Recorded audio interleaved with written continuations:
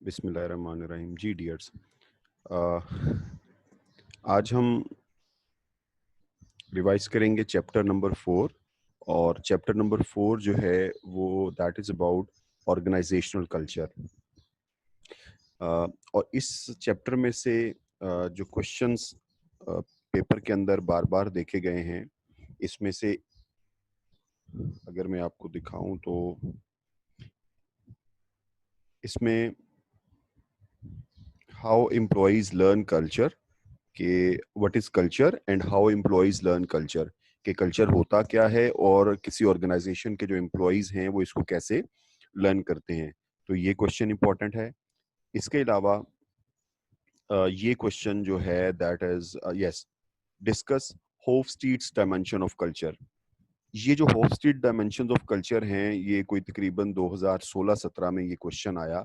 और ये बिल्कुल दैट वाज न्यूअर क्वेश्चन, क्योंकि बुक में ये था कोई नहीं और हम लोग भी इसको फोकस नहीं करते थे। तो अचानक से ये क्वेश्चन पेपर में आ गया। उसके बाद ये 2-3 साल आता रहा। पिछले साल ये क्वेश्चन नहीं आया। तो उस पॉइंट ऑफ व्यू से ये एक अननोन क्वेश्चन था। पेपर में 2-3 बार आया, फिर हमने इसको अब जो है वो नोट्स में शामिल कर लिया है। तो उस हवाले से मैं हम इसको भी इम्पोर्टेंट कह सकते हैं, ऑफस्टीड डायमेंशंस ऑफ कल्चर को। तो आपने इसको भी अच्छी तरह से करना है। तो स्टार्ट करते हैं आज का हम रिवीजन लेक्चर। और इस रिवीजन लेक्चर के अंदर सबसे पहले हम बात करते हैं कि what are the constraints and challenges in organisational culture. याद रखिए, ये जो हम ऑर्गेनाइजेशन कल्चर पढ़ने जा रहे हैं, basically in this chapter we will mainly talk about the organisational culture. Yes, जब हम ऑर्गेनाइजेशनल कल्चर को डिस्कस कर रहे होंगे तो थोड़ा जो हमें समझने के लिए हमें ज़रूरत होगी कि हम अपने आम जो सोसाइटल कल्चर है, मुआशरती जो कल्चर है, उसको भी अंडरस्टैंड करें और उसके बाद हम ऑर्गेनाइजेशनल कल्चर को अंडरस्टैंड करें। तो यस, दोनों चीज़ें पैरेलल ही चलेंगी, लेकिन हमारा जो फोकस रहेगा वो ज्यादा ऑर्गेनाइजेशनल कल्चर की तरफ रहेगा। जी देखिए, जैसे कि अगर हम एक आम इंसान को ऑब्जर्व करते हैं, एक ह्यूमन बीइंग को ऑब्जर्व करते हैं, तो हमें उसके अंदर उसके कुछ पर्सनालिटी के कुछ ट्रेड्स, कुछ करेक्टरिस्टिक्स नजर आती हैं, कुछ खुसूसियात नजर आती हैं। कुछ कोई इंसान होते हैं वो बड़े खुले दिल से मिलते हैं, कोई इंसान होते हैं वो थोड़ा थोड़ा पैसिव होके मिलते हैं, कुछ लोग होते हैं बड़े रिलैक्स हमें नज़र आते हैं, कुछ लोग होते हैं वो हर वक़्त हमें नज़र आ रहा होता है कि किसी बेचारे जो हैं वो किसी तंगी के अंदर हैं, किसी परेशानी के अंदर हैं। कुछ लोग होते हैं वो बहुत मिलनसार होते हैं, जब भी मिलेंगे, "आओ पाजी, हाउ हाउ आर यू? कैसे हैं आप?" खुले दिल से मिलते हैं। और कुछ होते हैं वो बड़े शर्मीले से होते हैं। तो इसी तरह जैसे एक इंसान की पर्सनैलिटी होती है, एक इंसान जो है वो अपनी खसूसियात के साथ जीता है, इसी तरह एक ऑर्गेनाइजेशन भी अपनी पर्सनैलिटी रखती है और इस पर्सनैलिटी को हम कहते हैं कल्चर। जैसे देखिए कि व्हेन वी डिस्क्राइब समवन, जब हम किसी को डिस्क्राइब करते हैं as a warm, open, relax, shy और अग्रेसिव, तो हम उसको कह रहे होते हैं कि ये इस बंदे या बंदी के पर्सनैलिटी ट्रेट्स हैं। इसी तरह जब हम किसी ऑर्गेनाइजेशन के बारे में बात करते हैं कि जी उस ऑर्गेनाइजेशन का एनवायरनमेंट, उस ऑर्गेनाइजेशन का कल्चर, या वहाँ पर जो रहने वाले लोग हैं या वहाँ पर जो काम करते हैं, वो बड़े मुतमईन हैं या वो बड़े मेहनती हैं या वो बहुत डिसिप्लिन को फॉलो करते हैं, या फलां ऑर्गेनाइजेशन जो है वहाँ पर तमाम लोग बहुत ही प्रोडक्टिव हैं या प्रोडक्टिविटी पे काम। तो this is what we are basically defining the culture. Actually we are defining the personality of the organization, but that personality is called culture. So an organization has a personality which call its culture. अब हम organisational culture की proper definition देख लेते हैं। Organisational culture की definition है, organisation culture has been described as shared values. Shared का मतलब जो यहाँ पर है, शेयर्ड का मतलब होता है all the people that are working or all the employees that are working in the organization, all are following। Mean कोई चीज शेयर्ड तब होती जब आप अकेले यूज करें, तो वो शेयर्ड तो नहीं है ना।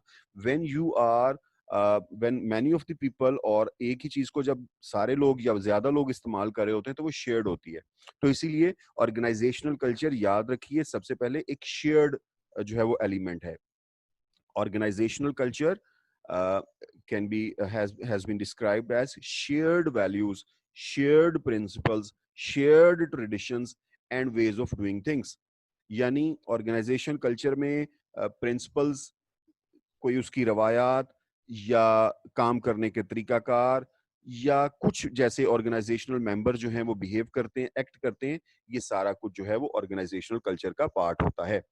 These shared values are practices and have evolved over time and determine to a large extent how things are done around here। एक बात याद रखिएगा कि ये जो ऑर्गेनाइजेशनल कल्चर होता है, ये कोई एक दिन की बात नहीं होती, ये कोई 2 दिन की बात नहीं होती। ऑर्गेनाइजेशनल कल्चर बनाने में और सेट होने में टाइम लगता है। यानी आप ये जानिए कि आप अपने घर में अगर कोई ट्रेडिशन सेट करते हैं, आप अपने घर में कोई नया रूल लागू करते हैं, तो वो ऐसा नहीं होता, या आप अपने मुल्क में कोई नया कानून लागू करते हैं, तो ऐसा नहीं होता कि पहले दिन ही उसको लोग जो है वो मानना शुरू कर दें। It takes time. और एक दिन ऐसा आता है मानते मानते मानते कि वो आपकी रिवायात का हिस्सा बन जाता है, वो आपकी वैल्यूज का हिस्सा बन जाता है, आपके प्रिंसिपल्स का पार्ट बन जाता है। तो इसी तरह ऑर्गेनाइजेशनल कल्चर जो होता है, जब हम किसी ऑर्गेनाइजेशन को विजिट करते हैं या उसको ऑब्जर्व कर रहे होते हैं, और कोई ऑर्गेनाइजेशन हमें बड़ी सोफिस्टिकेटेड और बड़े वेल जो जो होते हैं वर्स्ट नजर आ रहे होते हैं, तो उसके पीछे कोई एक दिन की मेहनत नहीं होती, उसके पीछे बहुत शायद सालों की मेहनत होती है कि वो ऑर्गेनाइजेशनल कल्चर जो है वो डेवलप हुआ। ठीक हो गया जी? जी। ये जो ऑर्गेनाइजेशनल कल्चर की डेफिनिशन है, ये 3 जो अल्फाज हैं, या समझ लीजिए 3 एस्पेक्ट्स जो हैं उन पर मुश्तमिल है। Number 1 perception, number 2 descriptive, number 3 shared. दोबारा से बताता हूं कि ये जो ऑर्गेनाइजेशनल कल्चर की डेफिनेशन है, या ऑर्गेनाइजेशनल कल्चर जो है, बेसिकली 3 एस्पेक्ट्स पर मुश्तमिल होता है: परसेप्शन, डिस्क्रिप्टिव और shared. What does it mean? इसका मतलब ये है कि ऑर्गेनाइजेशनल कल्चर जो होता है कोई फिजिकली टच करने वाली चीज नहीं होती, या फिजिकली हम देख नहीं सकते।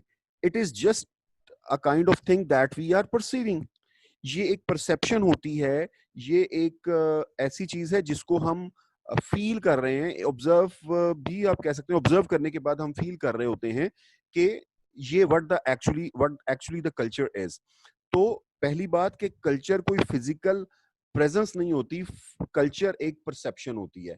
कि जो मैं किसी ऑर्गेनाइजेशन के अंदर जाता हूँ, देखता हूँ, फील करता हूँ, तो मैं परसीव करता हूँ कि यार ये ऑर्गेनाइजेशन ऐसी है। या वहां पर काम करने वाला जो एम्प्लॉई है, वो जब देख रहा होता है तो वो कहता है कि yes, this is the organisation.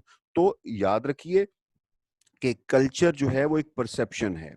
दूसरी बात, कल्चर जो है वो एक डिस्क्रिप्शन है। क्या मतलब? How members perceive the culture and describe it. यानी ऑर्गेनाइजेशनल मेंबर्स जो हैं, एम्प्लॉयज जो हैं, जब ऑर्गेनाइजेशन के अंदर पाया जाने वाला जो कल्चर होता है, उसको जैसे परसीव करते हैं, अच्छा परसीव करते हैं, बुरा परसीव करते हैं, जैसा भी वो परसीव करते हैं, तो उस परसेप्शन को जब वो डिफाइन करते हैं, तो that is basically the descriptive aspect of the culture. तो कल्चर एक परसेप्शन है और कल्चर एक डिस्क्रिप्शन का नाम है। यानी जब एम्प्लॉय परसीव कर लेता है तो अपनी परसेप्शन को वो डिस्क्राइब करता है, that is the descriptive aspect of culture. Now let's see the third. Third जो है शेयर्ड एस्पेक्ट है। शेयर्ड एस्पेक्ट ये होता है कि जब ऑर्गेनाइजेशनल मेंबर जो हैं उसको डिस्क्राइब कर रहे होते हैं, तो एक्चुअली वो फिर उसको शेयर करते हैं।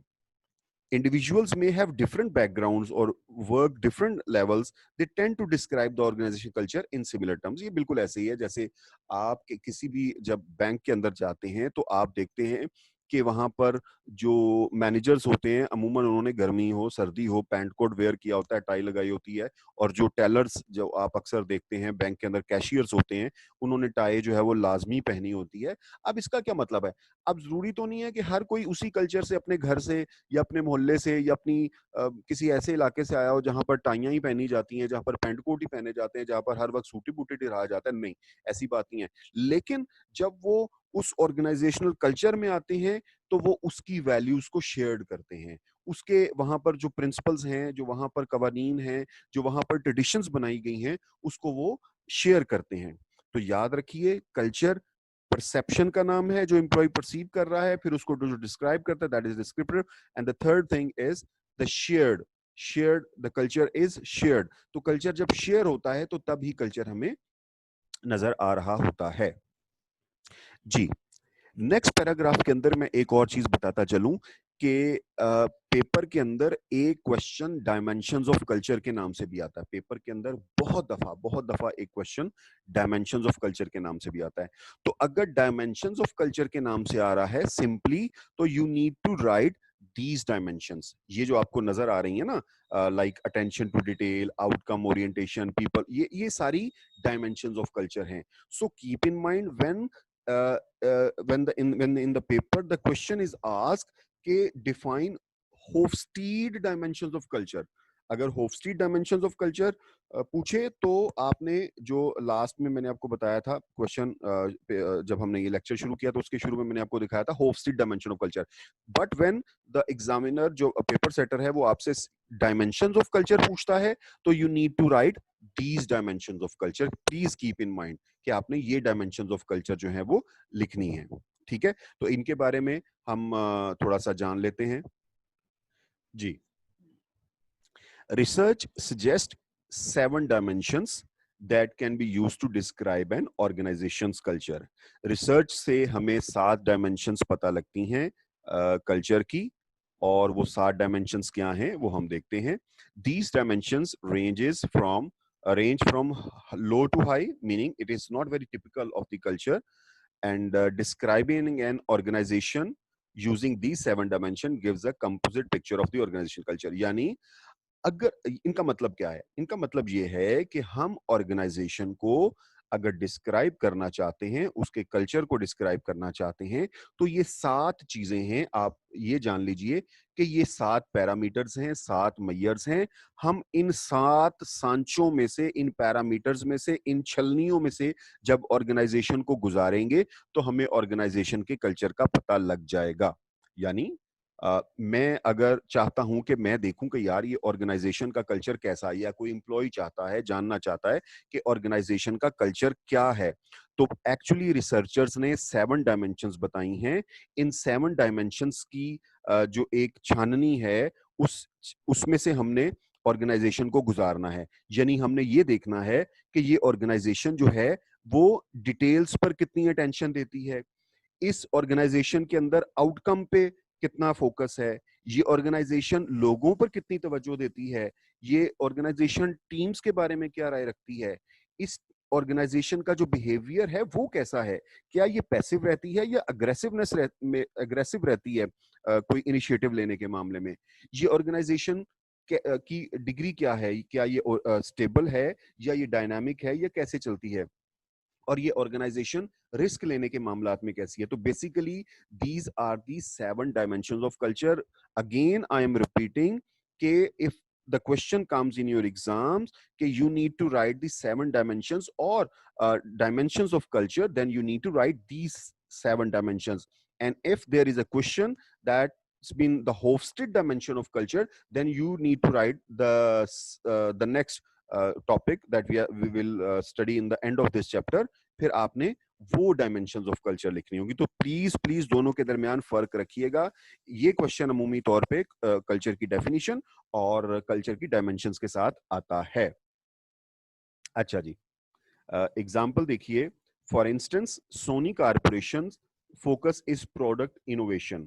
तो इसका मतलब कि 7 डायमेंशंस में से वो जो इनोवेशन और रिस्क टेकिंग है, वो सोनी कारपोरेशन जो है इनोवेशन और रिस्क टेकिंग पे काम करता है। The company lives and breathes new product development, employees work behavior, and that in contrast Southwest Airline has made its employees a central part of its culture. अच्छा, इसके बरक्स जब हम साउथ एयरलाइंस को देखते हैं तो साउथ एयरलाइंस क्या है, वो एम्प्लॉय ओरिएंटेड है, यानी वहां का जो कल्चर है वो पीपल ओरिएंटेड है। यानी साउथ एयरलाइंस जो साउथ वेस्ट एयरलाइन है, उस ऑर्गेनाइजेशन में अपने एम्प्लॉयज को बहुत अहमियत दी जाती है। ठीक है, तो बेसिकली किसी ऑर्गेनाइजेशन के अंदर ये 7 की 7 डायमेंशंस हो सकती हैं, 6 हो सकती हैं, 5 हो सकती हैं, 4 हो सकती हैं, 3 हो सकती हैं, 2 हो सकती हैं या 1 हो सकती है। तो ये कोई जरूरी नहीं है कि सातों डायमेंशंस मौजूद हों, इनमें से कोई 1, 2 या कोई भी डायमेंशंस भी मौजूद हो सकती हैं। तो basically these are the dimensions through which we may come to know that what is actually the culture of the organization is. तो let's talk about the first one, that is attention to detail. Degree to which employees are expected to exhibit precision, analysis and attention to detail. यानी ऐसी organisation जहां पर जो employees हैं, जो working people हैं, वो माइन्यूट टू माइन्यूट डिटेल को भी इंपॉर्टेंस देते हैं, attention देते हैं, and they work on to the precision, means there isn't any chance of mistake over there, they always do work with the precision. तो ये वाली जो ऑर्गेनाइजेशंस होती हैं, ये आम तौर पर वो ऑर्गेनाइजेशंस होती हैं जो ऐसी प्रोडक्ट्स डेवलप कर रही होती हैं जहां पर बहुत ज्यादा प्रिसीजन रिक्वायर्ड होती है, जहां पर आप गलती नहीं कर सकते। जस्ट लाइक आप ये देख लें, जैसे हम कह सकते हैं कि गाड़ियां बनाने वाली, जहाज बनाने वाली कंपनीज, तो वहां पर ये वाला कल्चर मौजूद होना चाहिए। इसके बाद outcome orientation, degree to which managers focus on results or outcomes rather than how these outcomes are achieved. देखिए, इस कल्चर के अंदर, इस जिस ऑर्गेनाइजेशन के अंदर आउटकम ओरिएंटेशन पाई जाती है, इस तरह का कल्चर पाया जाता है, तो वहां पर जो मैनेजर होता है या वहां पर जो सुपरवाइजर्स होते हैं, उनका फोकस आउटकम होता है, रिजल्ट होता है, आउटपुट होता है। वो ये नहीं देखते कि थ्रू विच कि कौन से रास्तों से, कौन से तरीके से हम आउटपुट ले रहे हैं, हम प्रोडक्शन ले रहे हैं, नहीं, उनका फोकस होता है कि we need outcome, we need results, we need output, तो वो फोकस रखते हैं आउटपुट्स पर। फिर कुछ ऑर्गेनाइजेशंस होती हैं जहां पर कल्चर पाया जाता है पीपल ओरिएंटेशन का। पीपल ओरिएंटेशन ये होता है कि जहां पर लोगों के एहसासात, लोगों की उनकी फीलिंग्स, उनकी तवज्जो, उनकी जरूरियात, उनको ज्यादा इंपॉर्टेंस दी जाती है। Degree to which management decisions taken into account the effects on people in the organization, means organizations see that the policies, the directions and whatever the decisions we are taking in the organization, either these decisions are going to affect our employees or not, means positively. तो उनकी कोशिश होती है कि whatever the policies that are being made in the organization, वो positively हमारे employees को impact करनी चाहिए, ना कि नेगेटिवली करनी चाहिए। Then team orientation, degree to which work is organised around teams rather than individuals. इस तरह के ऑर्गेनाइजेशन कल्चर जो हैं वो वहां पर पाए जाते हैं जहां पर टीम बेस्ड वर्किंग होती है। यानी जैसे कि आप सॉफ्टवेयर हाउसेस को देख लीजिए, सॉफ्टवेयर हाउसेस के अंदर टीम बेस्ड वर्किंग होती है और वहां पर इंडिविजुअल जो है वो ज्यादा किरदार नहीं अदा करता, टीम्स किरदार अदा करती हैं। Aggressiveness, degree to which employee are aggressive and competitive rather than cooperative। यहाँ पर जो एम्प्लॉय का बिहेवियर होता है वो बड़ा एग्रेसिव होता है। जैसे ये जो स्टॉक कंपनीज होती हैं, स्टॉक मार्केट की जो कंपनीज होती हैं, वहां पर बहुत एग्रेसिव लोग होते हैं, वहां पर लोग कोऑपरेटिव नहीं होते, they are just seeing their profits. वो सिर्फ अपने प्रॉफिट्स को देख रहे होते हैं, अपने ऑर्गेनाइजेशन को देख रहे होते हैं, अपने मीन्स को देख रहे होते हैं, तो वो थोड़े से मीनफुल बंदे हो जाते हैं वहां पर, तो अग्रेसिवनेस वहां पर ज्यादा होती है। Then it comes stability, degree to which organisational decisions and actions emphasise maintaining the status quo. यानी स्टेबिलिटी वाले कल्चर वाली ऑर्गेनाइजेशंस वो होती हैं जहां पर स्टेटस को पर तवज्जो दी जाती है। स्टेटस को कहते हैं रूटीन की चीजों को, the things that are happening earlier, अगर हम उन्हीं को ही कंटिन्यू करें तो उनको हम स्टेटस को कहते हैं। ये स्टेटस को का वर्ड आपने बहुत दफा सुना होगा। यानी कुछ ऑर्गेनाइजेशंस होती हैं कि वो एक पैटर्न पर चल रही होती हैं, तो वो कहते हैं कि हमने वो पैटर्न नहीं चेंज करना। जस्ट लाइक जिसको हम कंफर्ट जोन कहते हैं, कि जैसे कुछ इंसान होते हैं वो कहते हैं कि यार मैं ऐसा ही, बस मैंने ऐसे नहीं रहना, मैं नहीं चेंज होता। दिस इज कॉल्ड स्टेटस को। तो कुछ ऑर्गेनाइजेशंस का जो कल्चर होता है वो स्टेटस को होता है, वो स्टेबल होता है, वो डायनामिक नहीं होता, चेंज नहीं हो रहा होता। Innovation and risk taking, degree to which employees are encouraged to be innovative and to take risk. ऐसी ऑर्गेनाइजेशंस जहां पर एम्प्लॉय को इनकरेज किया जाता है कि आप इनोवेशंस लाएं, आप रिस्क लें और आप जो है वो कुछ टेक्नोलॉजिकल चेंजेस लाएं ताकि हम ग्रो कर सकें। So my dears, these are 7 dimensions of culture. If questions come in your exam, that you need to write these 7 dimensions. These are 7 dimensions of culture. Okay, my dears, next question is where culture comes from and how it continues. कि ये culture आता कहाँ से है, यानी organisation जो हैं ये कैसे अपना कल्चर बनाती हैं, और कोई एम्प्लॉय जब किसी ऑर्गेनाइजेशन को ज्वाइन करता है तो वो कैसे उस कल्चर का पार्ट बन जाता है। So this is a question कि where culture comes from and how it continues, कि कैसे कोई ऑर्गेनाइजेशन का कल्चर बनता है, कहाँ से आता है और कैसे वो जारी रहता है। तो माय डियर्स, इसके अंदर आपने ये जो फिगर है इसको याद रखना है, this one, oh where it gone, this is okay, let's see। देखिए, हर ऑर्गेनाइजेशन की एक फिलॉसफी होती है, यानी कि जब एक ऑर्गेनाइजेशन जो है वो बनाई जा रही होती है या बनती है तो वो एक फिलॉसफी के साथ बनती है कि either this organisation is going to be innovative or risk taking organization, either this organization would be a um, people oriented or outcome oriented, or either we are going to have a stable culture in this organization. So keep in mind, whenever the organizations are created, whenever the organizations are developed, organizations always do have the philosophy. So basically, actually we can say that this philosophy depends on to the nature of the business. This philosophy depends on to the founders of the business. Means like अगर मैं आपको एक बहुत अच्छी example दूं, तो हमारा ये जो CFE है, this CFE has a marvellous culture. देखिए, किसी ऑर्गेनाइजेशन का पता उस वक्त लगता है या उसके जो फाउंडर्स होते हैं, जो CEOs होते हैं, जो मालिक होते हैं, उनका पता उस वक्त लगता है जब मुश्किल वक्त होता है। तो आजकल जैसे कोविड-19, बहुत सारी दुनिया जॉबलेस और ये मामलात, but I would appreciate the efforts of CFE. I would salute to the CFE, the management of the CFE. Now, जब से ये कोविड का सिनेरियो शुरू हुआ है, CFE is paying full remuneration, पूरी पे देते हैं, और उसके अलावा वक्त से पहले अदायगी हो जाती है, यानी मंथ शुरू होने से कोई 5, 10, 15 दिन पहले अदायगी हो जाती है। तो this is a beautiful culture. तो ये बेसिकली फिलॉसफी होती है ऑर्गेनाइजेशन के जो फाउंडर होते हैं, जो ऑर्गेनाइजेशन बनाते हैं, वो जो फिलॉसफी लेके आते हैं वो फिर आगे चलती है। देखिए, उसके बाद आता है सिलेक्शन क्राइटेरिया। सिलेक्शन क्राइटेरिया क्या होता है? सिलेक्शन क्राइटेरिया ये होता है कि जब ऑर्गेनाइजेशन मेंबर जो है वो एक फिलॉसफी लेके आगे ऑर्गेनाइजेशन में, उसके बाद वो लोगों को हायर करते हैं, लोगों को जॉब पर रखते हैं। तो जब लोगों को वो जॉब पर रख रहे होते हैं तो during interview, during selection criteria, वो ये देख रहे होते हैं कि either this person would be a best choice for organization, and whatever the philosophy that we have for this organization, either this person is going to fit in that scenario, कि जो philosophy हम लेके चले हैं, क्या ये बंदा या बंदी जिसको हम हायर करने जा रहे हैं, क्या ये हमारी ऑर्गेनाइजेशनल फिलॉसफी के अंदर फिट होगा। तो बेसिकली जब ऑर्गेनाइजेशनल मेंबर्स को या एम्प्लॉइज को आप हायर कर रहे होते हैं, उस वक्त आप इस फिलॉसफी का ख्याल रखते हैं, ध्यान रखते हैं। उसके बाद जब ठीक इसी तरह अगर आप यहां पर देखें तो जब where it is yes, during the employee selection process, managers typically judge job candidate not only the job requirements। सिर्फ वो ये नहीं देखता कि इसने MA BA फलां एक्सपीरियंस ये ब्ला ब्ला किया हुआ कि नहीं किया हुआ, वो जहां पर ये चीजें देख रहे होते हैं ये भी देखते हैं कि how well they fit might into the organisation, कि ये जो बंदा बंदी हम हायर कर रहे हैं, जो कैंडिडेट हम हायर कर रहे हैं, ये हमारी ऑर्गेनाइजेशन में कितना फिट रहेगा।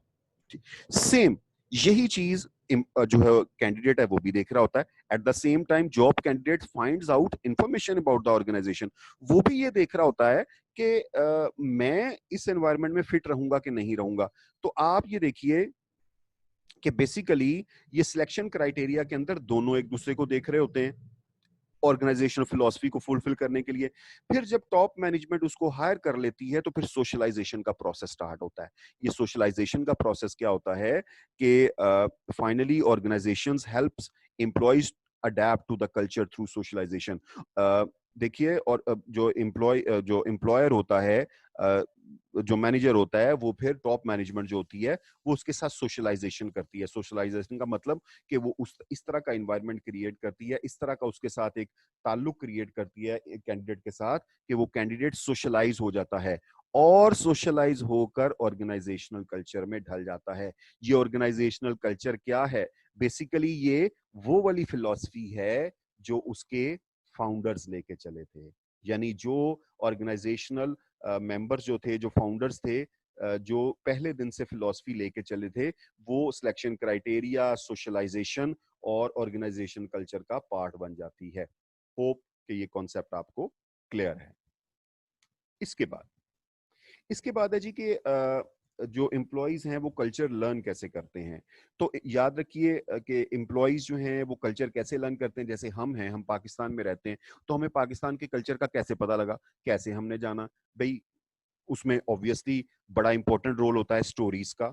हम कहानियां सुनते हैं अपने बड़ों से, किताबों में पढ़ते हैं, क्लिप्स देखते हैं, वीडियो क्लिप्स देखते हैं। हमें उन स्टोरीज का पता लगता है कि कैसे इल्लामा इकबाल ने इस पाकिस्तान का ख्वाब देखा, कैसे उन्होंने अपनी शायरी के जरिए बेदार किया बरे-सग़ीर के मुसलमानों को, कैसे कायद आज़म ने कुर्बानियां दी, कैसे फातिमा जिन्ना ने उनके शाना बशाना खड़े होकर अपना हिस्सा डाला, कैसे लियाकत अली खान ने अपना किरदार अदा किया, कैसे सर सैयद अहमद खान ने अपना किरदार अदा किया, कैसे हमारे उलमा इकराम अमायदीन ने अपना किरदार अदा किया। तो basically these are the stories.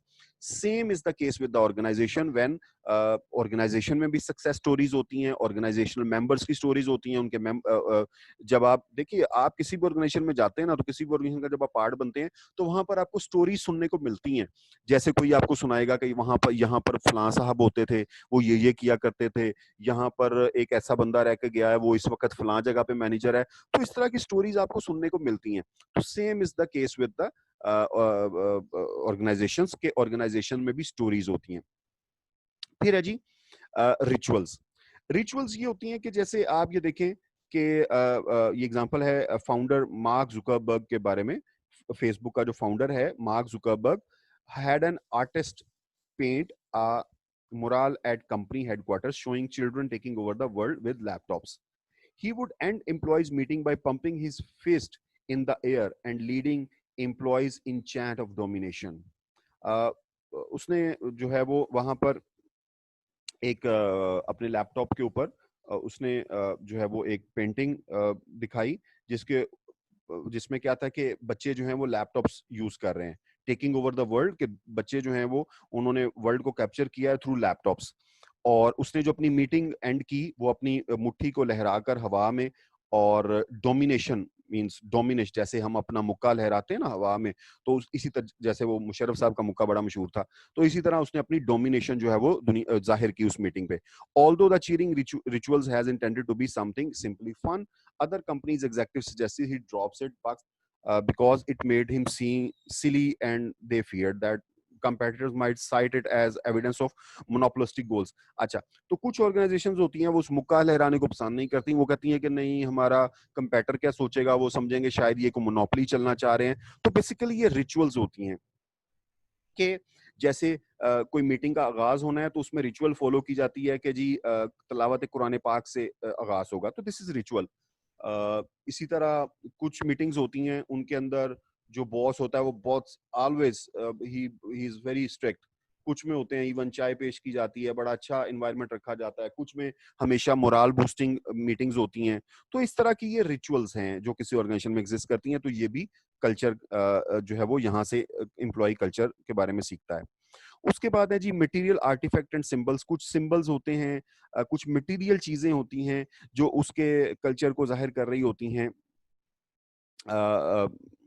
जैसे कि जब आप किसी बिजनेस में जाते हैं, when you walk into some business, तो आप वहां पर कैसा फील करते हैं? आप फॉर्मल फील करते हैं, कैजुअल फील करते हैं, या फन फील कर रहे होते हैं? यानी आप किसी जगह पे जाते हैं, किसी बिजनेस में जाते हैं, किसी ऑर्गेनाइजेशन में जाते हैं, तो आप वहां पर जाकर कैसा माहौल महसूस कर रहे होते हैं? घुटन है, या फन है, या हर कोई रिलैक्स बैठा है, या बड़े फॉर्मल है, वहां पर बड़ा रख रखाव है, बड़ा तहजीब को फॉलो किया जा रहा है? इसी तरह the layout of organizing facilities, how employees dress, types of automobile, कैसी गाड़ियां हैं उनके पास, वो किस तरह के जहाज यूज करते हैं, कैसा ड्रेस पहना हुआ है, उनके पर्क्स क्या हैं, बेनिफिट्स क्या हैं।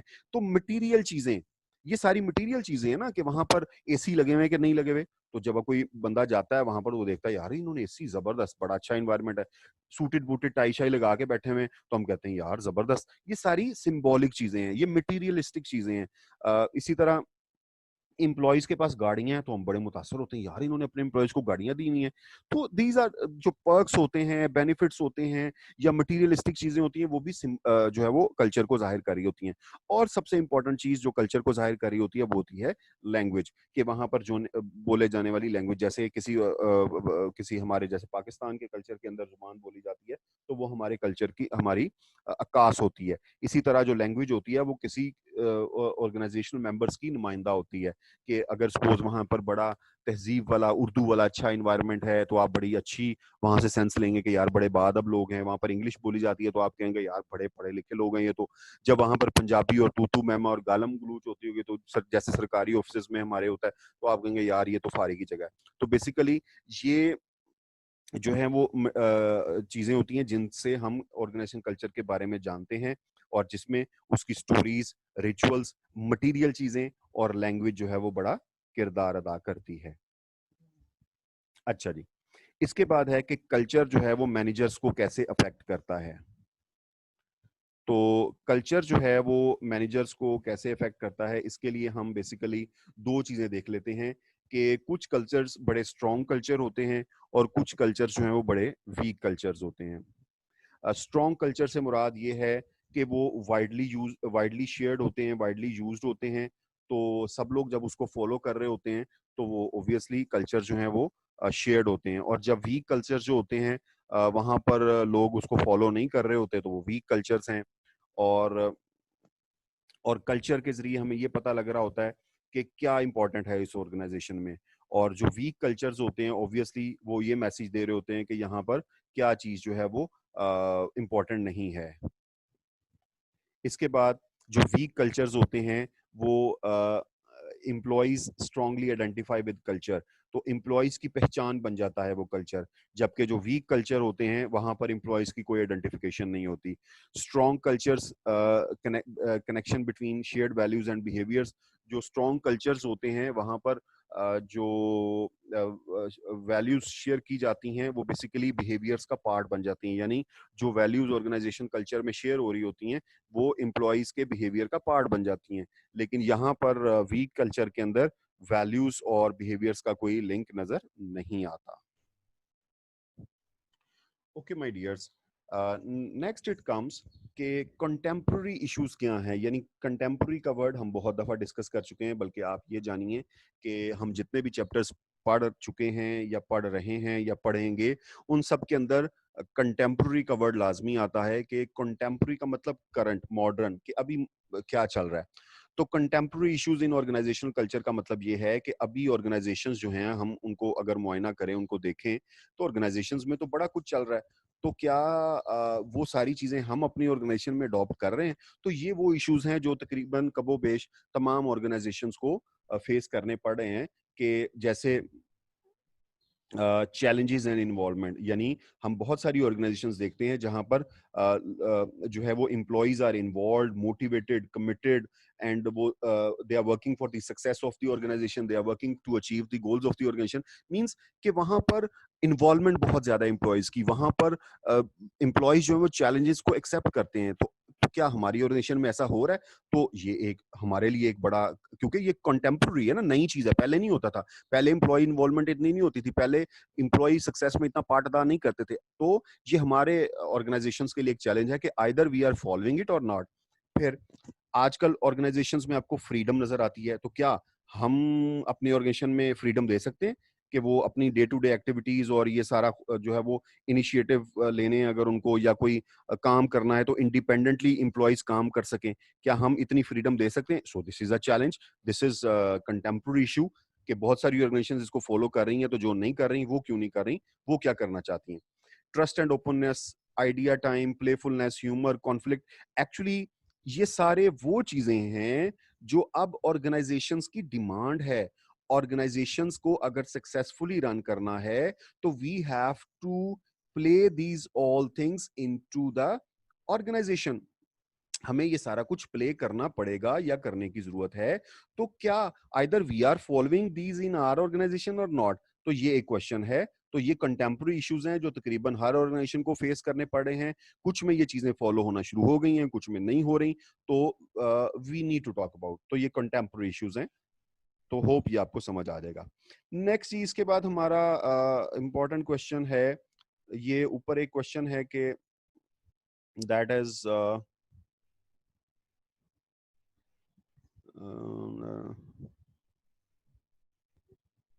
नहीं, नॉट अ बिग इशू के स्पिरिचुअल ऑर्गेनाइजेशंस होते हैं उसके 5 कल्चरल कैरेक्टरिस्टिक्स होते हैं। तो ये प्लीज आप देख लीजिएगा, इसमें कोई ऐसा नहीं है चीज। इसके बाद है जी होफस्टीड डायमेंशंस ऑफ कल्चर। तो ये क्वेश्चन मैंने आपको बताया था कि पेपर में आया, बच्चों को नहीं पता था, और ये एग्जैक्टली अगर आप 2016 का सीएसएस का पेपर उठा के देखें, बिजनेस एडमिनिस्ट्रेशन का, तो उसमें भी सेम क्वेश्चन आया हुआ है, और एग्जामिनर ने वही सेम क्वेश्चन उठा के जो है वो आपको एमकॉम को दे दिया 2016 में। तो खैर जी, ये होफस्टीड डायमेंशंस ऑफ कल्चर हैं। Hofstede dimension of culture basically 6 dimensions हैं, जैसे हमने ऊपर पढ़ी थी ना, outcomes orientation, people orientation, innovativeness and risk taking, वो जनरल थी, वो जनरल डायमेंशंस थी। ये होफस्टीड जो था, गीट होफस्टीड, जो था वो सोशल साइंटिस्ट था, उसने हमें 6 डायमेंशंस ऑफ कल्चर दी। तो वो 6 डायमेंशंस ऑफ कल्चर क्या हैं? पहली है पावर डिस्टेंस। ठीक है, वैसे तो बहुत सी डायमेंशंस हैं, मतलब अगर आप स्टडी करें रिसर्च के अंदर, ग्लोब स्टडी के नाम से डायमेंशंस हैं, ट्रॉम्पिनार्स के नाम से डायरेक्शंस हैं, हॉल्स कल्चर के नाम से डायमेंशंस हैं, लेकिन ऊपर हमने जनरल पढ़ी थी और अभी हम पढ़ने जा रहे हैं होफस्टीड डायमेंशंस ऑफ कल्चर। तो होफस्टीड ने पहला जो वर्ड हमें दिया, that is called power distance. Power, ये ना जितनी 6 डायमेंशंस है ना, अगर आप ये फिगर देखें इसकी, ये 6 की 6 डायमेंशंस को ना उसने 0 to 100 रैंक किया है। 0 to 100 का मतलब कि एक लो साइड रखी है और एक हाई साइड रखी है, यानी 0 वाली साइड लो साइड है और 100 वाली साइड हाई साइड है। तो हम किसी यहाँ पर ऑर्गेनाइजेशन तो नहीं, यहाँ पर हम किसी ममालिक का, मुल्कों का जो कल्चरल वैल्यूज हैं या कल्चरल चीजें हैं, हम उनको जान सकते हैं। यस, हम उसको छोटे लेवल पे ऑर्गेनाइजेशंस पे भी अप्लाई कर सकते हैं, लेकिन मोस्टली ये जो कल्चरल डायमेंशंस हैं होस्टेड की, ये जो कंट्री लेवल पे अप्लाई की जाती हैं। तो सबसे पहले पावर डिस्टेंस। पावर डिस्टेंस की एक, ऑब्वियसली मैंने आपको बताया, एक हाई साइड है, एक लो साइड है। तो पावर डिस्टेंस क्या है? पावर डिस्टेंस बेसिकली ये है कि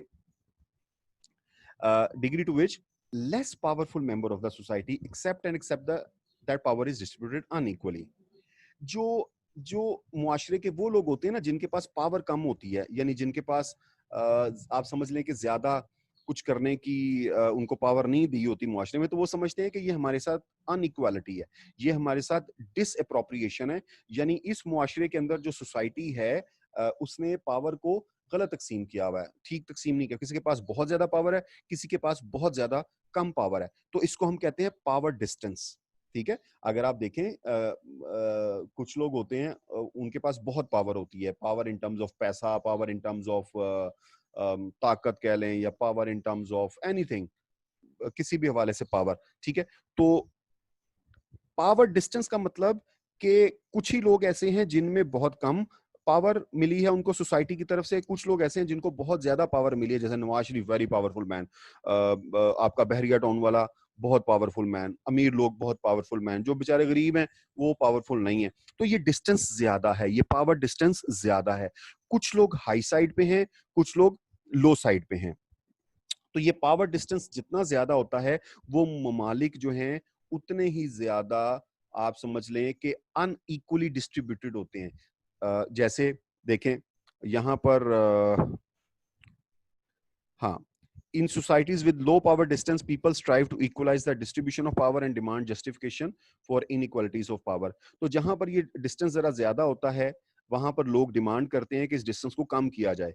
लो पावर डिस्टेंस का मतलब कि जो लोग जीरो वाली साइड में, यानी जिनके पास पावर कम है, वो डिमांड करते हैं कि ये पावर इक्वली डिस्ट्रीब्यूट होनी चाहिए. और चाइना और सऊदी अरेबिया, चाइना में आपको पता है कि जिन लोगों के पास पैसा बहुत ज्यादा है, सऊदी अरेबिया में भी बड़े अमीर लोग हैं, जो शेख हैं वो बड़े अमीर हैं. तो ये इस तरह की कंट्रीज जो हैं वो हाई पावर इंडेक्स हैं, यानी यहाँ पर इन कंट्रीज में जो पावर डिस्टेंस ज्यादा है, कुछ लोग बहुत ज्यादा हाई साइड पे हैं, कुछ कम पे हैं, तो ये पावर डिस्टेंस इसमें ज्यादा है. इसके बाद आ गया इंडिविजुअलिज्म.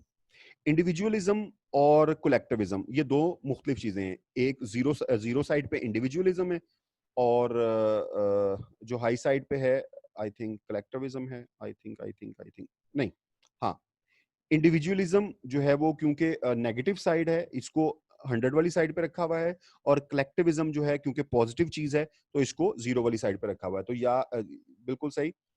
देखिए, इंडिविजुअलिज्म और कलेक्टिविज्म, देखिए, एक्चुअली वो सोसाइटी, वो मुआशरा जो अकेले काम करना पसंद करता है, अकेले रहना पसंद करता है, अकेले ही सारे काम करना पसंद करता है, या वो मुआशरे को भी साथ लेके चलते हैं. यानी आपने देखा होगा कि मुआशरे के अंदर कुछ लोग होते हैं, वो सिर्फ अपना ही चीजें देखते हैं, अपने मुफाद देखते हैं, अपनी चीजों को देखते हैं, अपनी फैमिली को देखते हैं, अपने लोगों को देखते हैं, उनके मुफादात को देखते हैं. कुछ लोग ऐसे होते हैं, वो कहते हैं नहीं यार, हमने एक सबको लेके चलना है. मतलब आप देखें ना, हमारा इस्लामी मुआशरा है वो कलेक्टिविज्म पे चलता है कि अगर आपके पास पैसा है तो आप गरीबों का भी ख्याल करें, उनको ज़कात दें, उनको खैरात दें, उनको अपने साथ मिलाएं, अपने जैसा खिलाएं. वो हमसायों के हकूक की बात करता है, वो यतीमों के हकूक की बात करता है, वो वालिदैन के हकूक की बात करता है, हमसायों के हकूक की बात करता है. तो हमारा इस्लामी मुआशरा कलेक्टिविज्म पे बेस करता है. लेकिन अगर आप आज का मुआशरा देखते हैं, जो मादी मटेरियलिस्टिक जमाना है, वो इंडिविजुअलिज्म पे बेस करता है. वो कहते हैं नहीं, बस मेरी जात, मुझे रोटी मिलनी चाहिए, मेरा पेट भरा होना चाहिए, बाकी सारे भाड़ में जाएं, मुझे किसी से कोई कंसर्न नहीं है. तो ये वाले कुछ मुआशरे कलेक्टिविज्म पे चल रहे होते हैं, कुछ मुआशरे जो हैं वो इंडिविजुअलिज्म पे चल रहे होते हैं. तो प्लीज इसको भी देख लीजिएगा आप. Next it comes masculinity. Masculinity ये है जैसे मैस्कुलिन फेमिनिन आप बचपन में पढ़ते थे, मुजक्कर मोन्नस. तो इसी तरह मैस्कुलिनिटी और फेमिनिटी पे जो है वो डिफाइन किया गया है. मैस्कुलिनिटी को शो किया गया है hard form of the society, यानी मुआशरे की एक जो सख्त शक्ल है, जो एक मटेरियलिस्टिक शक्ल है, उसको जाहिर किया गया है मैस्कुलिनिटी से. और फेमिनिटी को जाहिर किया गया है टेंडरनेस से, मोडेस्टी से, कोऑपरेशन से. ठीक है, यानी ऐसी सोसाइटीज जहां पे मैस्कुलिन जो है वो इफेक्ट ज्यादा है, वो सोसाइटी प्रेफर करती हैं अचीवमेंट्स पे, हीरो बनने पे, असर्टिवनेस पे, मटेरियल रिवॉर्ड्स पे. तो वो कहते हैं कि नहीं, हमने ये भी करना है, ये भी करना है, ये भी अचीव करना है, जो मर्जी हो जाए, सारे पीछे हट जाएं, हम ये अचीव करेंगे. जैसे चाइना है, आप ये देखें, जापान है, ये कंट्रीज लड़ रही हैं कि भाई अमेरिका हमने आगे निकलना है, भारत हमने आगे निकलना है, हमने रूस, हमने जंगी जहाजों की जंग जीतनी है, हमने हथियारों की जंग जीतनी है, हमने एटॉमिक पावर बनना है. तो ये मैस्कुलिन मुआशरे हैं. तो ऐसी सोसाइटीज जो कि फेमिनिन टाइप होती हैं, वो क्या करती हैं, वो कोऑपरेशन करती हैं, लोगों, caring for weak, quality of life पे बात करती हैं. जैसे कि स्कैंडिनेवियन कंट्रीज हैं, नॉर्वे है, स्वीडन है, डेनमार्क है, ये फलाह पे काम करती हैं. ये किसी को दुख नहीं देते, ये किसी के साथ लड़ाई झगड़ा नहीं करते, ये सबकी भलाई की बात करते हैं, ये सबके साथ मिल बांट कर खाने की बात करते हैं. तो ये फेमिनिटी इस मुआशरे को नाम दिया गया. तो ये भी एक कल्चर की टाइप है, मैस्कुलिनिटी या फेमिनिटी. इसके बाद आ गया जी अनसर्टनिटी अवॉइडेंस. देखें, कुछ मुआशरे होते हैं, कुछ सोसाइटीज ऐसी होती हैं जो अनसर्टनिटीज को अवॉइड करती हैं. अनसर्टनिटी से मुराद ये होती है कि हमारे फ्यूचर में क्या होने वाला है, वी आर अनसर्टन. तो जो कुछ मुआशरे, कुछ ममालिक, कुछ सोसाइटीज ऐसी होती हैं कि वो जो अनसर्टनिटी है ना, उसको अवॉइड करती हैं कि यार ये जो हमारे फ्यूचर के बारे में गैर यकीनियत पाई जाती है, अनसर्टनिटी पाई जाती है, हमने इसको दूर करना है. ये क्या, हम क्यों अनसर्टन जिए? तो वो अनसर्टन जीने से बचने के लिए उसको अवॉइड करते हैं. तो this is called uncertainty avoidance. कुछ लोग जो होते हैं वो लो साइड पे होते हैं, वो कहते हैं कि यार ठीक है, देखी जाएगी, जो होगा वो ज़िंदगी के साथ ही है, सबके साथ ही मामलात हैं। कुछ कंट्रीज़ जो होती हैं वो कहती हैं नहीं, हमने भई अनसर्टेनिटी को अवॉइड करना है, हमने किसी किस्म का जो है वो अपनी अनसर्टेनिटी को प्रिवेल नहीं करने देना। तो ये 2 तरह के मुआशरों का ज़िक्र किया गया है यहाँ पर। Uncertainty avoidance dimension expresses the degree to which members of society feel uncomfortable with the uncertainty and ambiguity कि फ्यूचर के अंदर या हालात के अंदर जो अनसर्टेनिटी है उससे निकलना है। इसमें countries exhibiting high uncertainty avoidance, जो हाई सर्टेनिटी अवॉइडेंस पे होती हैं, वो रिजिड कोड्स अपने जो उनके बड़े ऑर्थोडॉक्स किस्म के अनऑर्थोडॉक्स किस्म के बिहेवियर होते हैं, उनके मतलब इनटॉलरेंट होते हैं वो उनके खिलाफ, और वो ऐसी चीजों पे बिलीव करते हैं कि जिनसे तरक्की हो, जिनसे किसी किस्म का कोई तंगी का या किसी किस्म का कमतरी का इबाम ना रह जाए, किसी किस्म की जो है हम मुआशरे में पीछे ना रह जाएं। तो ये कंट्रीज की कोशिश होती है कि हम रूल करें, कि हम माशरे पर छा जाएं। तो countries with low uncertainty avoidance maintain a relaxed environment, वो चिल करते हैं कि ठीक है यार सबके साथ ही है, आराम से चलते हैं, मतलब कोई हमें अफरा तफरी की ज़रूरत नहीं है, कोई मुआशरती अफरा तफरी की ज़रूरत नहीं है। तो हमें जो है वो ज़िंदगी को एक में जो है वो सर्टेन लाइन पर गुजारना है, यानी हमें कोई लीडर नहीं बनना, ठीक है चलने दें। तो कुछ कंट्रीज जो हैं वो हाई अनसर्टेनिटी अवॉइडेंस पे चलती हैं कि नहीं हमने बस काम करना है, और कुछ जो है वो लो अनसर्टेनिटी अवॉइडेंस पे चलती हैं। इसके बाद आ गया जी टाइम ओरिएंटेशन। टाइम ओरिएंटेशन ये होता है कि every society has to maintain some links with its past and with challenges of the present and future. बहुत सारी सोसाइटीज ऐसी होती हैं कि जब वो चेंजेस लाती हैं ना अपने अंदर, तो वो अपनी ट्रेडिशंस को फॉलो करती हैं। वो ये नहीं होता कि वो अपनी ट्रेडिशंस को छोड़ दें, वो अपनी रवायात को छोड़ दें, वो अपनी खूबसूरत जो पास्ट होता है उसको छोड़ दें। लेकिन कुछ सोसाइटीज ऐसी होती हैं जो इतनी बदकिस्मत होती हैं, आप समझ लें कि वो अपना पास्ट भूल जाती हैं और फौरन नई चीज़ों को अडॉप्ट करना शुरू कर देती हैं। जैसे आप देख लें कि ये अलमिया है, दुःख होता है कसम से देखकर कि पाकिस्तान के अंदर हम कितनी जल्दी से, कितनी अंधाधुंध मगरिब की तकलीद कर रहे हैं। हमने हमने पैंट शर्ट्स पहन हमने हमारी बच्चियों ने पैंटें पहनना शुरू कर दी, हमने दुपट्टा सर से उतार दिया, हमने ये एक जो हमारे क्या मुआशरे की लानत है, हमने टिकटॉक पे अपनी बच्चियों को मतलब नाचने वाला हिसाब है ना, वी स्टार्टेड डांसिंग यार।